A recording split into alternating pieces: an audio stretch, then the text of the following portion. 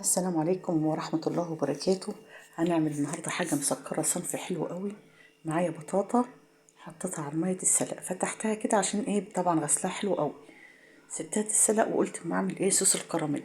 حطيت كوباية من السكر لغاية ما ساحت، وبدأت اتأكدي ان السكر كله داب.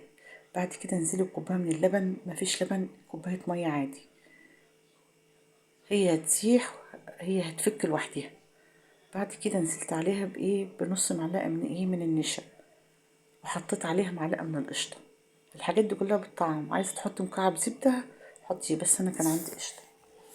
البطاطا السلقة انا حطيتها كلها بقشرها، طبعا انا غسلها حلو قوي، وعليها كوباية من اللبن، وعليها معلقتين من السكر لان صوص الكراميل مسكر.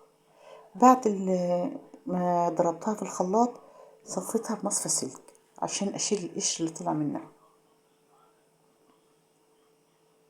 حطيتها على النار بقى، وحطيت عليها شوية نشا، نص كوباية فيها معلقة نشا.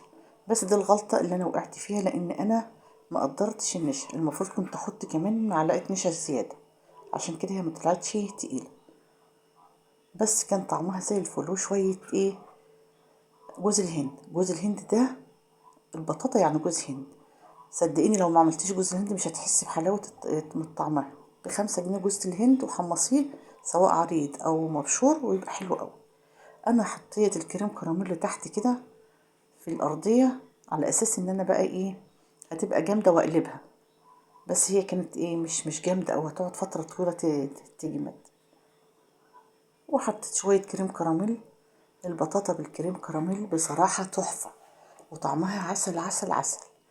استنيت اما نشفت شوية، شفت كده، وحطت عليها شوية جوز الهند وشوية زبيب، وصنف جميل قوي قوي قوي. بس بقول لحضرتك بحط كمان، هي لسه سايبه معايا ازاي، بس طعمها حلو قوي. صوص الكراميل مع جوز الهند مدها طعم، مودينها في حته تانية خالص. وطبعا انت بتحطي فانيليا واي منكهات عندك تحب تحطيها.